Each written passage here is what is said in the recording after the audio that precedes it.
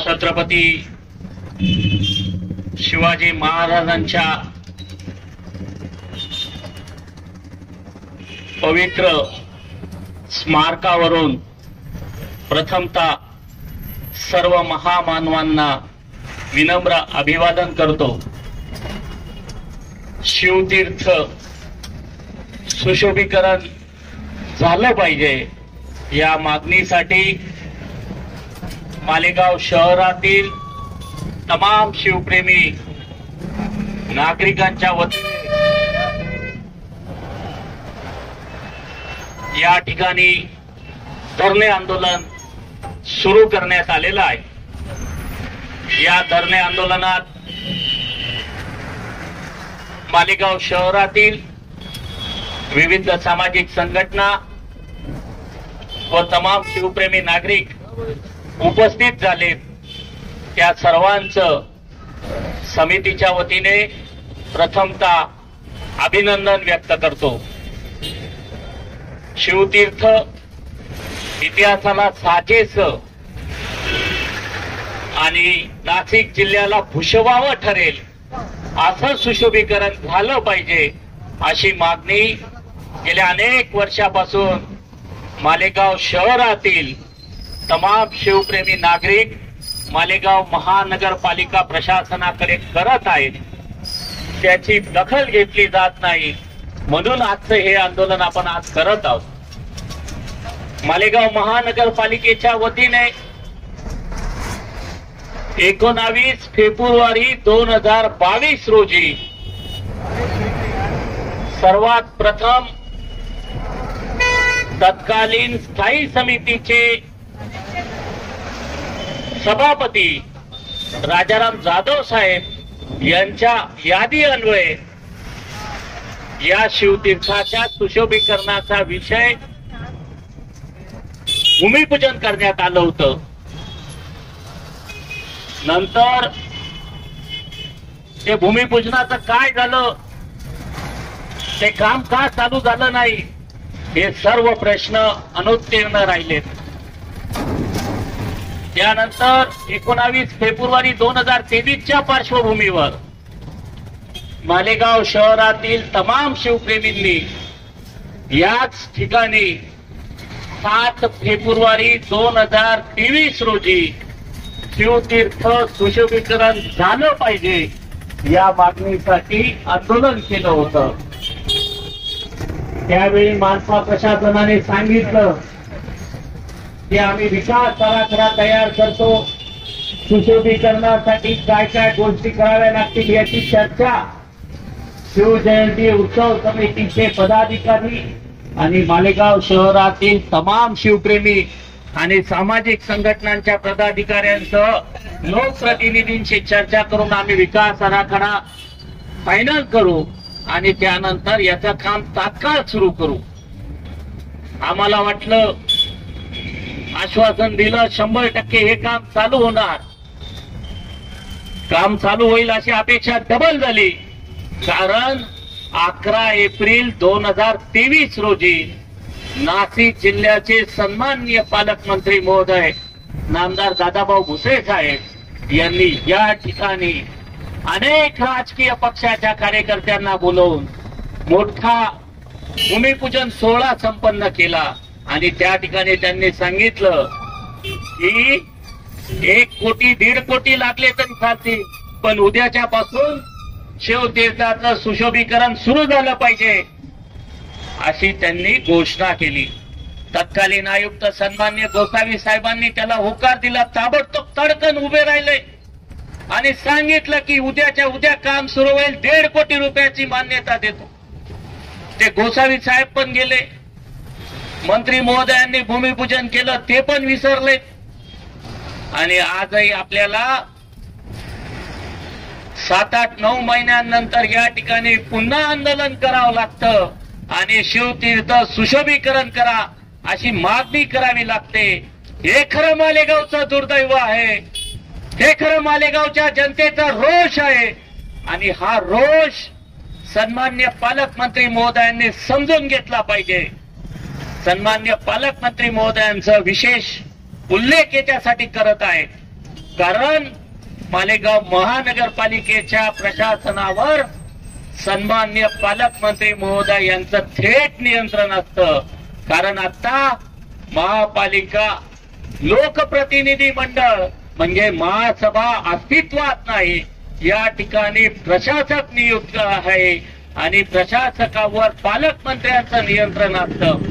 दुसरी गोष्ट, सन्माननीय पालकमंत्री महोदयांनी नाशिक जिल्ह्याच्या पालकमंत्री नामदार दादाभाऊ भुसे साहेबांनी 19 फेब्रुवारी 2022 ला आणि 11 एप्रिल 2023 ला विशेष कार्यक्रम घेऊन तमाम शिवप्रेमींना बोलवून या शिवतीर्थावर भूमिपूजन सोहळा संपन्न केला होता. मग त्या सोहळे संपन्न केल्याचं, शिवतीर्थाचं भूमिपूजन केल्याचं तुम्हाला आठवत नाही का? हा प्रश्न शिवप्रेमींतर्फे मी पालकमंत्री महोदयांना विचारू इच्छितो. आपण जबाबदार आहात या नाशिक जिल्ह्यातल्या प्रत्येक घटनेचे. आपण जबाबदार आहात या मालेगाव महानगरपालिका प्रशासनाचे. जर आपण जबाबदार आहात या शिवतीर्थाच्या भूमिपूजनाचे, आपण श्रेय घेऊ इच्छितात या शिवतीर्थाच्या भूमिपूजनाचं, तर मग या कामाला दिरंगाई होत आहे त्याचं देखील श्रेय आपल्याला घ्यावं लागेल. या दिरंगाईचं होणाऱ्या छत्रपती शिवाजी महाराजांच्या अपमानाचं श्रेय देखील तुम्हाला घ्यावं लागेल. शिवप्रेमींना मध्ये जो रोष निर्माण झालाय त्याचं श्रेय देखील तुम्हाला घ्यावं लागेल. मी सन्माननीय पालकमंत्री महोदयांना आवाहन करू इच्छितो, विनंती करू इच्छितो की आपण दोन वेळा शिवतीर्थाचं भूमिपूजन केलं, काम सुरू झालं नाही. त्यामुळे ज्याप्रमाणे शिवप्रेमींमध्ये जो रोष निर्माण झाला आहे, जो अपमान छत्रपतींचा आपण केला आहे, त्या अपमानाबद्दल आपण जाहीररित्या माफी मागावी. आपण मालेगावच्या शिवप्रेमींची जाहीररित्या माफी मागावी असं आवाहन सन्माननीय पालकमंत्री नामदार दादाभाऊ भुसे साहेबांना शिवतीर्थावरून मी करू इच्छितो. मालेगाव महानगरपालिका प्रशासन आपल्या अखत्यारीत आहे. गेल्या 8-9 महिन्यापासून मालेगाव शहरातील शिवतीर्थ सुशोभीकरणाचा आराखडा अंतिम मान्यतेसाठी जर महासभेपुढे आला असता, महासभा अस्तित्वात नाही, मदत प्रशासकापुढे आला असता आणि ह्या प्रशासकाने तमाम शिवप्रेमींना मालेगावातल्या शिवजयंती उत्सव समितीच्या अध्यक्षांसहित सर्व पदाधिकाऱ्यांना त्या ठिकाणी महासभेच्या सभागृहात बोलावून हा आराखडा मान्यता देऊन घेतली असते, तर आज या शिवप्रेमींना आम्ही मालेगावकर विधायक संघर्ष समितीला आंदोलन करण्याची वेळ आली नसते. काहीतरी कारवाई होते असं दिसलं असतं, परंतु महापालिका प्रशासन काही कारवाई करत नाही हे स्पष्ट झाल्यामुळे आम्हाला आज या ठिकाणी आंदोलनाला बसावं लागलंय. याची नोंद सन्माननीय पालकमंत्र्यांच्या त्या बगलबच्च्यांनी घ्यावी. ते कालपासून सोशल मीडियावर पोस्ट फिरवत आहेत की असा आराखडा मंजूर करू, तसं करू. अरे तुम्ही जर हे 8-9 महिन्यापूर्वी केलं असतं तर आम्हाला आज आंदोलन का करावं लागलं असतं? आपण जाहीर करावं लागलं. आपण दर आठवड्याला पत्रकार परिषद घेतात. सन्माननीय पालकमंत्री महोदय, आपण जबाबदार आहात या जिल्ह्याचे. आपण जबाबदार आहात या मालेगाव शहरातल्या प्रत्येक नागरिकाला उत्तरदायी आहात. आपण जबाबदार आहात या मालेगाव बाह्य मतदारसंघातल्या प्रत्येक नागरिकाचे. आपण जर दर आठवड्याला पत्रकार परिषद घेतात तर त्या पत्रकार परिषदांमध्ये आपण छत्रपती शिवाजी महाराजांच्या स्मारकाच्या सुशोभीकरणाचा, शिवतीर्थ सुशोभीकरणाचा विषय का घेतला नाही याचं उत्तर देखील आपण दिलं पाहिजे. गुलाब भाऊने थोड्या वेळापूर्वी सांगितलं की जी मागणी केली जाते तिला टाळलं जातं. क्रांतीसूर्य महात्मा ज्योतिबा फुले स्मारकाचा देखील विषय त्याच पद्धतीने मागे पडत चाललेला आहे. महामानव भारतरत्न डॉक्टर बाबासाहेब आंबेडकर यांच्या पूर्णाकृती पुतळ्यासाठी तमाम नागरिकांना अनेक वर्ष संघर्ष करावा लागला. क्रांतीसूर्य महात्मा ज्योतिबा फुले स्मारकासाठी आपण अनेक वर्षापासून संघर्ष करत आहोत. आणि शिवतीर्थाच्या सुशोभीकरणासाठी देखील गेल्या अनेक वर्षापासून संघर्ष चालू आहे। मला वाटतं मालेगाव शहरात ज्या महापुरुषांनी या राष्ट्राच्या उभारणीसाठी योगदान दिलं त्यांचे स्मारकांचा सुशोभीकरण या युवा पिढीला प्रेरणादायी ठरेल असं कामकाज उभं करायला जाणीवपूर्वक विरोध केला जातो। कारण महापुरुषांचे विचार, महापुरुषांच्या आचार विचार जनतेपर्यंत पोहोचले तर यांचं खोटं राजकारण, यांचं दुटप्पी राजकारण उघडं पडेल हे या ठिकाणून सांगावं लागेल। म्हणूनच महापुरुषांच्या स्मारकांना विरोध केला जातो असं म्हणावं लागेल। मालेगाव शहर आणि परिसरात मोठ्या प्रमाणावर सध्या विकास कामं चालू आहेत। या विकास कामांसंदर्भात पगारे साहेब बोललेत, देवाभाऊ बोललेत। ज्या पुलाच्या कामाचा विषय घेतला जातोय त्या संदर्भात बोललो होतो की याचं स्ट्रक्चरल डिझाईन सार्वजनिक करा। या संदर्भातली बातमी देखील वृत्तपत्रात प्रसिद्ध झालं होते की या कामाच्या गुणवत्तेसंदर्भातला विषय पुढे आला पाहिजे। झिंक ऑक्साईड मारून गज लावले गेले पाहिजे होते। कामाची क्वालिटीच्या संदर्भातला विषय होता। परंतु महापालिका प्रशासनाने स्ट्रक्चरल ऑडिट किंवा स्ट्रक्चरल डिझाईन सार्वजनिक केलं नाही। जनतेची मागणी नसताना चांगला अस्तित्वात असलेला पूल तोडून नव्याने पूल बनवत असताना तो अनेक वर्ष टिकेल अशा हिशोबाचा झाला पाहिजे। त्या पुला शेजारी असलेला अहिल्याबाई होळकरांनी बनवलेला ऐतिहासिक पुलाचं महत्व कमी होता कामा नये आणि त्याच्या गुणवत्तेच्या दर्जाचा हा पूल झाला पाहिजे अशी शहरवासियांची मागणी आहे। विकास कामं करायला आमचा विरोध नाही, विकास कामाचं नियोजनबद्ध काम झालं पाहिजे अशी आमची मागणी आहे। विकास कामाचं श्रेय तुम्ही घ्या, विकास कामाच्या श्रेयाचे हजारोने बॅनर तुम्ही गल्लोगल्ली लावा, याला आमचा विरोध नाही, पण शहर विद्रुपीकरण होऊ देऊ नका अशी आमची प्रमुख मागणी आहे। मित्रांनो, मान्य पालकमंत्री महोदयांनी मालेगाव शहरात जे काही विकास कामं केलेत त्या विकास कामांचे इतके काही बॅनर लावलेत, त्या बॅनरच्या खर्चामध्ये शिवतीर्थाचं सुशोभीकरण झालं असतं ही वस्तुस्थिती आपल्याला नाकारता येणार नाही। मालेगाव शहरातील राष्ट्रीय एकात्मता चौक ते कॉलेज स्टॉपचा रस्ता, या रस्त्यावर डिवायडर टाकलं, त्या डिवायडरवर लाईट लावण्यात आलेत आणि त्या लाईटांवर एक छोटा बोर्ड लावण्यात आलेला आहे। विचार करतो या बोर्डाचं कारण काय? सन्माननीय लोकप्रतिनिधींचा फोटो आणि अपग्रेडिंग मालेगाव। नेमकं मालेगावचं अपग्रेडिंग काय चाललंय हा प्रश्न आम्हाला पडतो। अहो, मालेगावचं अपग्रेडिंग करायचं तर मालेगावला उद्योगधंद्यांसाठी काहीतरी चांगलं वातावरण तयार करा। इथे टेक्सटाईल पार्क आणा, इथे प्लास्टिक पार्क आणा, इथे कापडावर प्रक्रिया करणाऱ्या उद्योगांना आणा, म्हणजे मालेगावचा कापड बलोत्र्याला जाणार नाही, तो इथे कुठेतरी प्रक्रिया होईल। इथे कांदा उत्पादक शेतकरी मोठ्या प्रमाणावर आहे, त्याच्या कांद्याची पेस्ट करण्याचा, कांद्याची पात तयार, कांद्याचा करपा तयार करण्याचा, त्या प्रक्रिया करण्याचा उद्योगांना, इथे मक्याचं उत्पन्न मोठ्या प्रमाणावर होतं, इथे स्टार्च फॅक्टरी निर्मिती करा, इथे साखर कारखाने आहेत, त्या साखर कारखान्यांना ऊसाची आवश्यकता आहे, त्या कारखान्यांना अनुकूल वातावरण तयार करा। मालेगाव शहरात विजेचा प्रश्न मोठ्या प्रमाणावर आहे।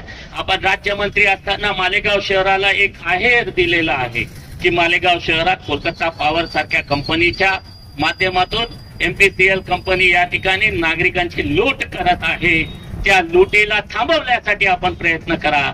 मालेगाव शहरात रिंग रोडची गरज आहे, तो रिंग रोड निर्माण करा। मालेगाव शहराच्या राष्ट्रीय महामार्ग क्रमांक 3 लगत सर्व्हिस रोडची गरज आहे, त्या ठिकाणी सवणगाव फाट्याला शेकडोच्या संख्येने नागरिकांचा अपघातात मृत्यू झाला आहे। आमचे मित्र सन्माननीय पत्रकार मनोहरभाऊ शेवाळे यांच्या मातोश्रींचा गेल्या महिन्याभरापूर्वीच त्याच ठिकाणी अपघातात मृत्यू झाला. अतिशय दुर्दैवी घटना घडली. अहो साहेब, त्याकडे लक्ष द्या. सर्व्हिस रोड निर्माण करा, जेणेकरून त्या ठिकाणचे अपघात आपण टाळू शकू. अपग्रेडिंग करायचं म्हणजे काय करायचं? जे रस्ते अस्तित्वात आहेत ते खोदायचे आणि त्यांच्यावर पहिले डांबर टाकलं, आता परत खोदले, आता कॉन्क्रीट टाकलं. अरे कॉन्क्रीट टाकायचं तर ते क्वालिटीचं तरी टाका. फक्त सिमेंट, खडी आणि काय ती डस्ट.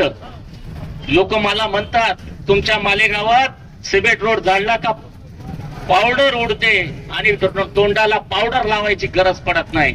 अहो, असा चायना मेड विकास करण्यापेक्षा चांगल्या क्वालिटीचा विकास करा. मागे मी एक पोस्ट केली होती, कॉलेज रोड ते रावळगाव नाक्या रस्त्याच्या कामाच्या संदर्भातली. विकास कामावर बोलतोय मित्रांनो. थोडस विषयांतर वाटेल, पण हा विषयांतर नाही, तर छत्रपती शिवाजी महाराजांनी स्वराज्याच्या निर्मिती करत असताना जो उद्देश ठेवला होता, त्या उद्देशाच्या अनुषंगाने जे लोक छत्रपती शिवाजी महाराजांचं नाव घेऊन मतं मागतात, छत्रपती शिवाजी महाराजांचं नाव घेऊन मतांचा जोगवा मिळवतात, त्या लोकांच्या बोगसगिरीचा पंचनामा मी या ठिकाणी मांडतोय. मित्रांनो, ज्या कॉलेज रोडचं काम आपण सुरू केलं होतं, त्या ठिकाणी रस्त्यातच मध्ये पाईपलाईन, त्या पाईपलाईनीला असलेले नळ आणि ते खोदण्यात आलं. त्या ठिकाणी ते नळ तुटले, पाईपलाईन लिकेज झालं. रातोरात दुरुस्ती काय, तर ते नळ दुरुस्त करण्यात आले आणि मुरुम टाकून ते दाबण्यात आलं आणि त्याच्यावर सिमेंट कॉन्क्रिटीकरण करण्यात आलं. मित्रांनो, जर त्या ठिकाणी परत लिकेज झालं तर तो सिमेंट रोड फोडावा लागेल. तो सिमेंट रोड फोडला म्हणजे कोट्यावधी रुपयाच्या कामाची परत नाचडी होणार आहे.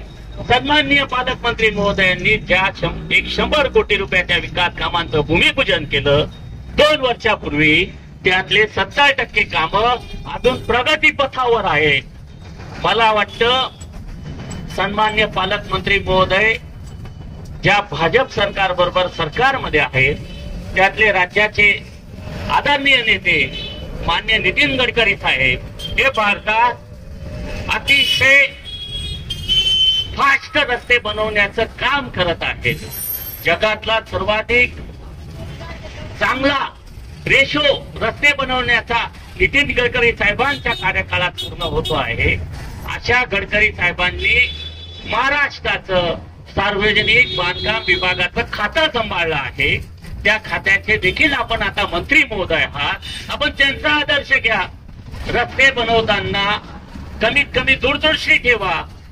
रस्ता बनवत असताना रस्त्याच्या सगळ्यात शेवटच्या एंडला भुयारी गटारसाठी रस्ता सोडला पाहिजे. त्यानंतर इलेक्ट्रिकल, टेलिफोनिक किंवा इतर केबल साठीचा मार्ग टाकला पाहिजे. त्यानंतर पावसाळी गटर केली पाहिजे. त्यानंतर रस्त्याचं सिमेंट कॉन्क्रिटीकरण आणि नंतर सेंटरला डिवायडरवर इलेक्ट्रिकल पोल्स किंवा स्ट्रीट लाईट याची व्यवस्था झाली पाहिजे. परंतु असं कोणतंही काम या ठिकाणी होत नाही. कोणताही रस्ता या ठिकाणी तशा पद्धतीने बनवला गेला नाही. आणि मग हा विकास कसा? भुयारी गटरचा टेंडरचं श्रेय घेण्याचं पत्रकार परिषदा झाल्या. 450-500 कोटी रुपयाचा तो कामाचा विषय मार्गी लागला. आम्हाला आनंद आहे. मालेगाव शहराच्या वतीने मी त्यांचा आभार व्यक्त करतो. परंतु हे काम करत असताना आपण ज्या 100 कोटी रुपयाच्या कामांची निविदा पास केली, जे कामं मंजूर केले, निविदाधारक एकच, तो पण धुळ्याचा. महाराष्ट्रात कुठल्याही शहरामध्ये लायक ठेकेदार नाहीत का? मालेगावात लायक ठेकेदार नाहीत का जे या निविदा घेऊ शकतील? कारण फक्त एकच, कारण धुळ्याशी यांची असलेले ऋणानुबंध आणि हे ऋणानुबंध जपण्यासाठी यांनी धुळ्याच्या ठेकेदाराला काम दिलं आणि त्याने मालेगावातल्या सब ठेकेदारांना काम दिलं. दहीहंडीच्या वेळेस समजलं 12 बंगल्याच्या रस्त्याचं काम एका माजी नगरसेवकाला दिलेलं आहे. ठेकेदार दुसरा, काम करतो दुसरा. रस्त्याचं खोदून ठेवला. सन्माननीय आयुक्त साहेब त्या ठिकाणी आले. त्यांनी पाहिलं की रस्त्याच्या सेंटरला पाईपलाईन, 500 नळ कलेक्शन आणि हा रस्ता टिकेल कसा? त्यांनाच विचार पडला की आपण करायचं काय, उत्तर द्यायचं काय. अशी परिस्थिती या शहराची आहे. अशा परिस्थितीत ठराविक ठेकेदारांना, ठराविक लोकांना श्रीमंत करण्यासाठी मालेगाव महानगरपालिकेच्या प्रशासनाचा वापर राजकीय दबावातून होत आहे असा आमचा स्पष्ट आरोप आणि सत्यता ही मालेगावच्या जनतेपुढे आम्ही मांडू इच्छितो. मालेगाव शहरात मागच्या काळामध्ये लोकांनी मोसम चौपाटी पाहिली, गिरणा चौपाटी पाहिली. आता शहराच्या रस्त्यांचा विकास पाहत आहोत. आता याच्यानंतर भुयारी गटाचा आपण विकास पाहणार आहोत. शेकडो कोटी रुपये खर्चाच्या या भुयारी गट टेंडर मध्ये भ्रष्टाचार झाल्याचा आरोप माजी महापौर, माजी आमदार आसिफ शेख साहेबांनी केला. त्यानंतर अनेक संघटनांनी त्याला दुजोरा दिला. सिमेंट रोडच्या कामामध्ये 12% अबाव टेंडर दिलं गेलं. आता त्याला 2 वर्ष डिले झाला. आता तो देखील या ठिकाणी वाढीव निधीची मागणी करणार आहे. अशा गोष्टी घडत असतील तर महापालिका आर्थिक दृष्ट्या कमकुवत करण्याचं काम देखील सन्माननीय पालकमंत्री महोदय करत आहेत असा माझा स्पष्ट आरोप आहे. शहरातल्या विकासाच्या कामाबाबत, विकासाच्या दूरदृष्टीबद्दल सन्माननीय पालकमंत्री महोदय म्हणतात सन 2021 मी सुवर्ण अक्षरात लिहिलं जाईल. सन 2022 हे मालेगाव शहराच्या इतिहासात सुवर्ण अक्षरात लिहिलं जाईल. सन 2023 संपत आलं. आता ते म्हणतात सन 2023-24 मालेगावच्या इतिहासात विकासाच्या बाबतीत सुवर्ण अक्षरात लिहिलं जाईल. अहो पालकमंत्री महोदय, आपण ज्या महापुरुषांच्या नावाने या महाराष्ट्रात महत्वाच्या पदावर विराजमान झाले आहात, त्या महापुरुषांचा आपण सन्मान करू शकत नसाल तर मालेगावच्या इतिहासात कदापि विकासाचं सुवर्ण अक्षरात नाव लिहिलं जाऊ शकत नाही असं आमचं स्पष्ट मत आहे आणि ते आपण मान्य करावं असं आवाहन मी या ठिकाणी मालेगाव शहराच्या नागरिकांच्या वतीने करू इच्छितो.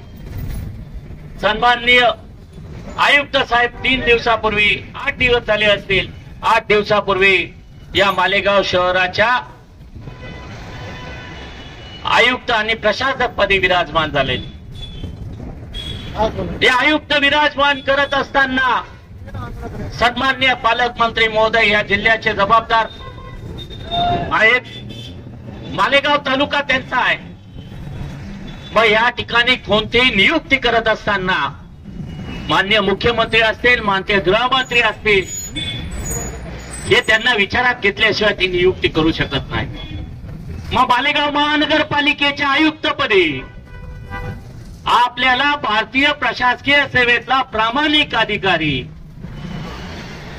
गेल्या 20 वर्षाच्या आपल्या कार्यकाळात सापडू शकला नाही का, हा प्रश्न माझा मान्य मंत्री महोदयांना या ठिकाणून आहे. मालेगाव शहराचे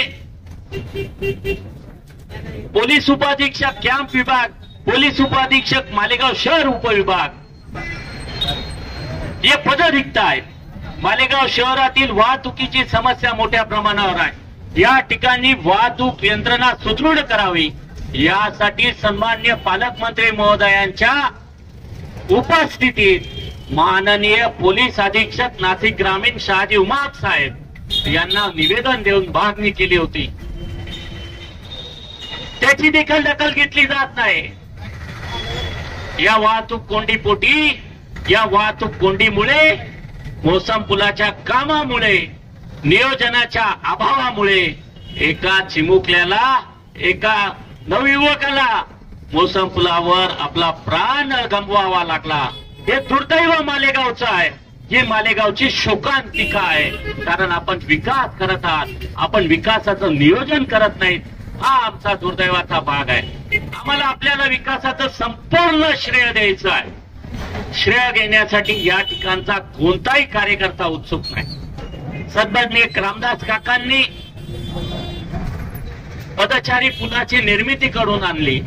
विद्यार्थ्यांच्या सोयीसाठी तो पदचारी निर्माण व्हावा यासाठी त्यांनी अनेक वेळा आंदोलन केलं, पण श्रेय घेण्यासाठी ते पुढे गेले नाहीत. त्यांचं नाव त्या बॅनरवर लावण्यात आलं होतं. त्यांनी स्वतः लोखंडी वस्तूने ते नाव काढून टाकलं, कारण माझं कर्तव्य आहे मालेगाव शहराच्या विकासासाठी आंदोलन करणं, मालेगाव शहराच्या नागरिकांच्या सोयी सुविधांसाठी आंदोलन करणं, आणि त्यासाठी त्यांनी प्रयत्न केला, पण विकासाचं श्रेय घेण्याचा प्रयत्न केला नाही. राजमाता जिजाऊंच्या नावाने गार्डन व्हावं अशी मागणी भरत भाऊंनी गेल्या अनेक वर्षापासून लावून धरली होती. राजमाता जिजाऊंच्या नावाचा फलक लावण्यासाठी सन्माननीय नगरसेविका ज्योतिताई भोसलेंनी त्या ठिकाणी ठराव पारित केला, निधी दिला, पण भरत भाऊंनी त्या ठिकाणी आपलं नाव लावण्यासाठी प्रयत्न केला नाही. या ठिकाणी अनेक विषय, अनेक विकास कामांसाठी आम्ही पाठपुरावा करत असतो, परंतु विकास कामांचा पाठपुरावा करत असताना त्याच्या उद्घाटनाला किंवा त्याच्या नाव लावण्यासाठी आमचा कधी आग्रह राहिलेला नाही आणि तसं नाव आम्ही कधी लावून घेत नाही. पण मालेगाव शहरात दर्जेदार विकास व्हावा, नागरिकांना चांगल्या सोयी सुविधा मिळाव्यात. मालेगाव शहराच्या महापालिकेची आर्थिक परिस्थिती पाहता कोणतंही काम झालं, विकास काम झालं तर ते कमीत कमी 10-15 वर्ष विना मेंटेनन्स त्याच्यावर देखभाल दुरुस्तीचा खर्च होऊ नये असं व्हावं, अशी आमची खरी प्रमुख मागणी आहे. आणि त्या मागणीच्या आधारावर महापालिका प्रशासनाने आणि त्यांचे प्रमुख म्हणून सन्माननीय पालकमंत्री महोदयांनी काम करावं, अशी आमची खरी मागणी आहे.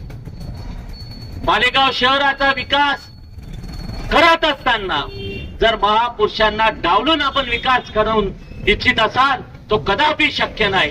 त्यामुळे प्रथमतः मालेगाव शहराच्या इतिहासात जर मालेगाव शहराचं नाव सुवर्ण अक्षराने नोंदवायचं असेल तर छत्रपती शिवाजी महाराज स्मारक शिवतीर्थाचं सुशोभीकरण झालं पाहिजे. या ठिकाणी असलेला संपूर्ण परिसर हा कॉन्क्रिटीकरण झालं पाहिजे. या ठिकाणच्या विद्युत तारा अंडरग्राउंड झाल्या पाहिजे. या ठिकाणी नो बॅनर झोन झाला पाहिजे. मित्रांनो, एका धार्मिक कार्यक्रमासाठी सन्माननीय पालकमंत्री महोदयांनी 3 दिवसात राष्ट्रीय एकात्मता चौक ते कॉलेज स्टॉप पर्यंतच्या सगळ्या विद्युत तारा या 3 दिवसात अंडरग्राउंड करून घेतल्यात. मग मालेगाव शहरातील शिवतीर्थाच्या या परिसरातल्या विद्युत तारा अंडरग्राउंड करून घ्यायला आपल्याला एवढा वेळ का लागतो हा प्रश्न आमचा आहे. मान्य पालकमंत्री महोदय, आपण हट्टाला पेटलात तर आपण काय करू शकतात हे आम्ही भोरी आंबेदरीच्या प्रकरणात बघितलं. अनेक नागरिकांनी 2 महिन्यापेक्षा जास्त कालावधीत आंदोलन केलं, परंतु आपण तो विषय अतिशय अहंकाराने घेतलात. आपण त्या विषयात अतिशय पेटून उठलात. पोलीस बळाचा वापर करून आपण काम करून घेतलं. मग आपण शिवतीर्थाच्या सुशोभीकरणाच्या कामासाठी मानपा आयुक्तला का धारेवर धरत नाहीत हा आमचा प्रश्न आहे.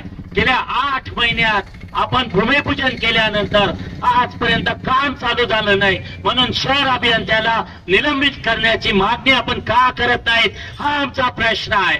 मालेगाव शहरातल्या महापुरुषांच्या स्मारकांना जर निधीची कमतरता पडते तर त्यासाठी आपण महापालिका आयुक्तांना, आपण अध्यक्ष असलेल्या नाशिक जिल्हा नियोजन समितीच्या बैठकीतून, नाशिक जिल्ह्याच्या निधीतून आपण विशेष निधी का मिळवून देत नाहीत हा आमचा प्रश्न आहे. जर नियोजनाच्या निधीतून जर आपण विद्युत तारांसाठी, विद्युतीच्या कामांसाठी 2-2 कोटीचा निधी एका लॉन्च सोर्सच्या तारा काढण्यासाठी वापरू शकतात, तर महापुरुषांच्या स्मारकासाठी आपण 5-10 कोटीचा निधी मालेगाव महापालिकेला का देत नाहीत हा आमचा खरा प्रश्न आहे. माननीय पालकमंत्री महोदय, आपण मालेगाव शहराचे आहात. आज शहर आपल्याकडे अनेक वर्षापासून आशेने बघते आहे. आपल्याला भरभरून मतांनी विधानमंडळात पाठवत आहे.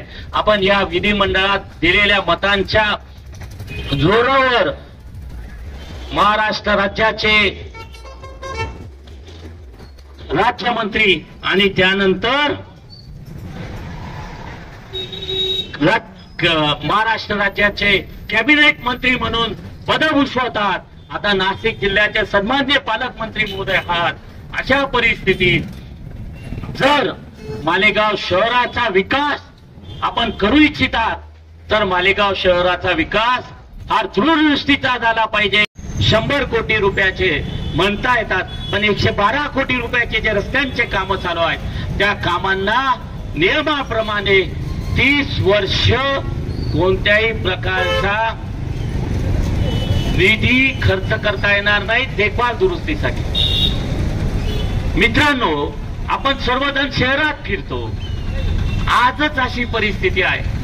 मोतीबाग नाक्यापासून मोसम पुलावर जे रस्त्याचं काम झालं 11 रोडचं, या रस्त्याच्या कामाला 5 ते 6 ठिकाणी आजच उखडल्यासारखी परिस्थिती झालेली आहे. टेरे फाट्यापासून चर्चगेटच्या कामावर 2 वेळा एक्सप्रेशन करून तिथला स्पॅच वर्क करावं लागलेला आहे. 12 बंगल्याचे काम झालं. त्या कामाची गुणवत्तेचा विषय हो, त्या कामाचा विषय असा आहे की ते काम 3 वर्ष टिकेल का नाही हाच प्रश्न आहे.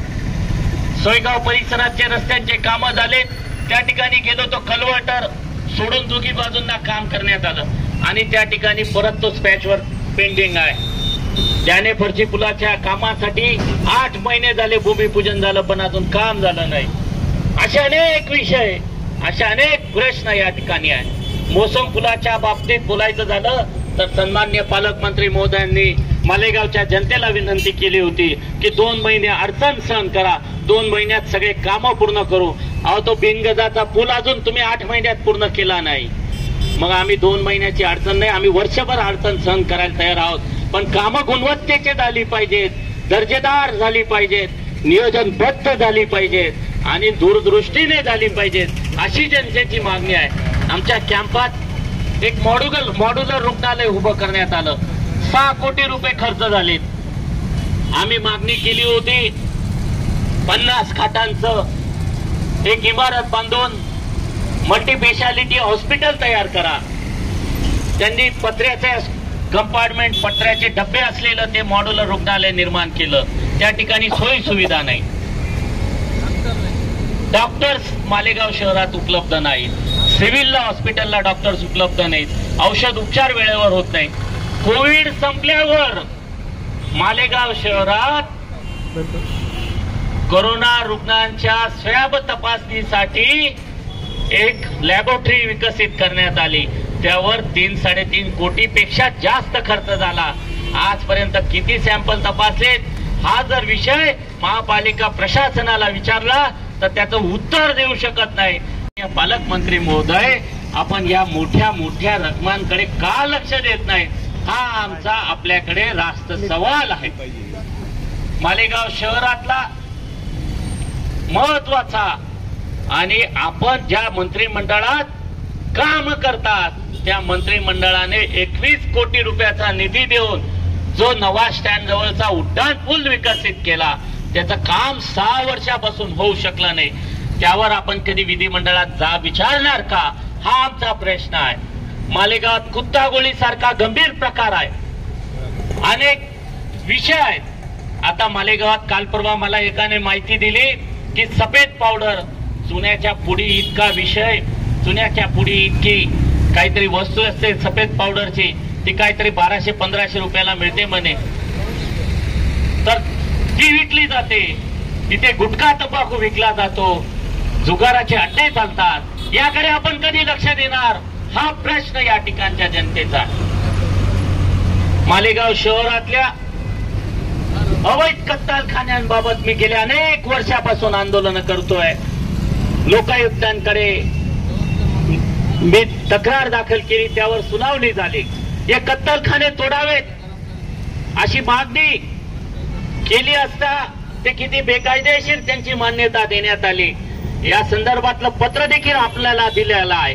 सन्माननीय पालकमंत्री म्हणून आपण त्यावर कारवाई कराल अशी अपेक्षा देखील मी या ठिकाणी व्यक्त करतो. मालेगाव शहरातली नागरिक आपल्याकडे मोठ्या अपेक्षेने पाहत आहेत. परंतु हे सर्व होत असताना, मालेगाव शहराचा विकास करत असताना शिवतीर्थाच्या बाबतीत आपण ज्याप्रमाणे अक्षम्य चूक केली, ज्याप्रमाणे आपण 19 फेब्रुवारी 2020 ला आणि 11 एप्रिल 2023 ला भूमिपूजन करून देखील काम सुरू झालं नाही, मी पुन्हा आपल्याकडे ही मागणी करतो, पुन्हा या ठिकाणून मागणी करतो की आपण 2दा भूमिपूजन केलं पण शिवतीर्थाच्या कामाचं आजपर्यंत सुरुवात झाली नाही, सुशोभीकरणाच्या कामाला आजपर्यंत सुरुवात झाली नाही. म्हणून आपण भूमिपूजन केलं. त्या भूमिपूजनामुळे शहरातल्या नागरिकांचा आपल्याकडनं प्रचंड अपेक्षा वाढल्या होत्या. परंतु आता शिवजयंती तोंडावर आली असताना, अवघ्या 1.5 महिन्याचा कालावधी शिल्लक असताना अजूनही शिवतीर्थाच्या कामाची सुरुवात होत नाही. याबद्दल आपण मालेगावच्या तमाम शिवप्रेमींची जाहीररित्या माफी मागावी आणि हे कामाला दिरंगाई करणाऱ्या निष्क्रिय आणि बोगस अधिकाऱ्यांवर निलंबनाच्या कारवाईचे आदेश द्यावेत अशी मागणी करून माझे 2 शब्द संपवतो. धन्यवाद. वॉटर टँक हे सगळं आहे, परंतु या ठिकाणी फक्त आणि फक्त मलिदा ज्या गाड्या आपण त्या ठेकेदाराकडे दिल्या त्या ताब्यात घेतल्या पाहिजे, त्याच्या गाड्या पण आपल्याला ताब्यात घ्यायच्या आहेत.